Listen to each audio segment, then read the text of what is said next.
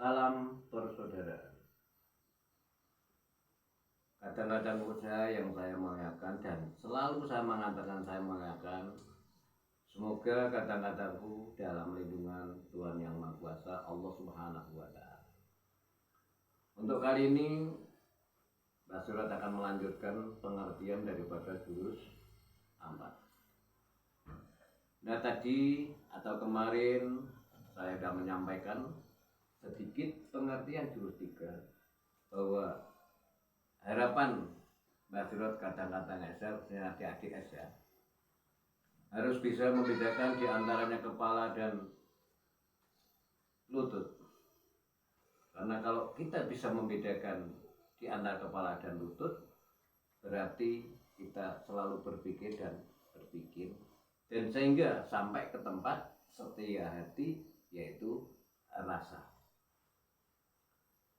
Jurus 3 sudah saya sampaikan bahwa bisa membedakan kepala dan lutut, dan harus mengingatkan ke sanubari kita khususnya dan sanubari kadang-kadang esa.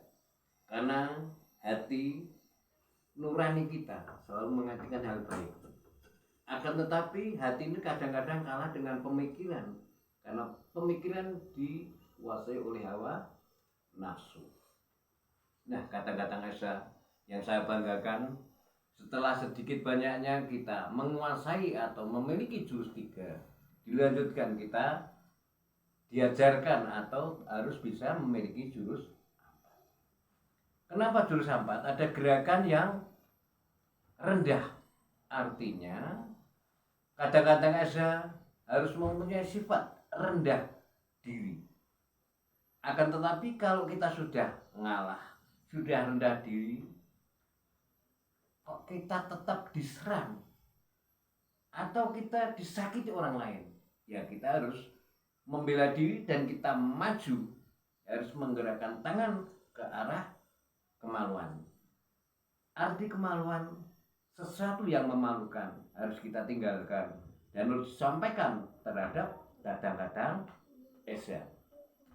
Kadang-kadang esa yang saya muliakan, yang saya banggakan, karena Mbak Sirot selalu mengatakan bahwa esa tidak hanya latihan gerak fisik, akan tetapi latihan rasa yang dinamakan jurus rasa.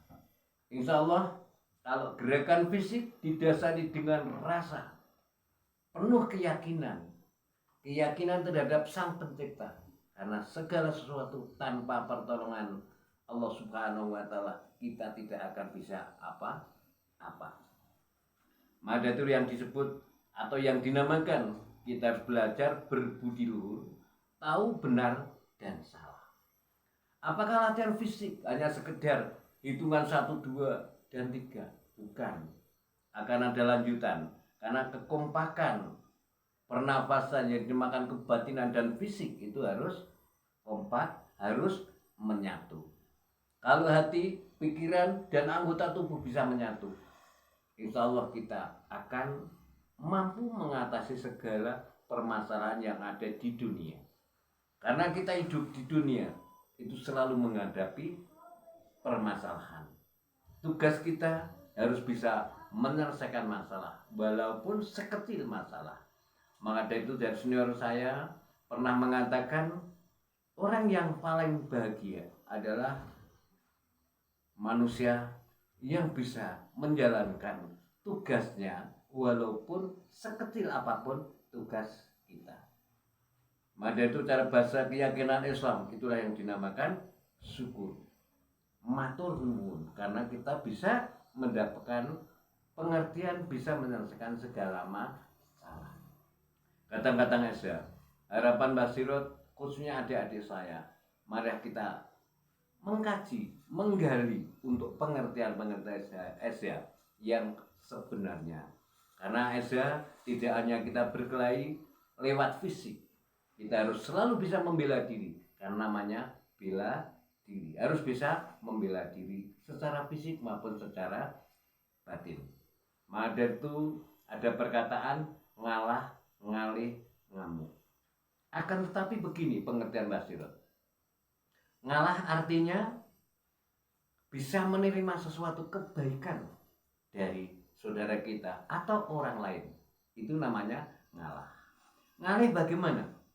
Ngalih tidak hanya satu tempat kita mencari pengertian. Karena semakin banyak kita silaturahim, termasuk dengan kata-kata Esa yang sudah senior maupun yang belum senior, pasti ada keistimewaan. Karena sejelek-jeleknya manusia pasti ada baiknya. Sebaik-baiknya manusia pasti ada jeleknya. Maka dari itu di Esa ini sampai di Esa diberikan contoh bisa menutupi kekurangan orang lain. Apapun alasannya kita bisa menutupi karena ada orang lain adalah saudara kita. Kalau keyakinan Islam, al muslim akhul muslim. Jadi saudara Islam, orang Islam adalah saudara kita. Apalagi yang namanya setia hati adalah saudara kita. Seperti apapun adalah saudara kita. Seperti saudara kandung kita. Apapun alasannya, adiknya mau kakaknya atau mbaknya, itu adalah saudara kita. Walaupun beda rumah, walaupun beda pengertian, walaupun beda keyakinan, itu tetap saudara kita.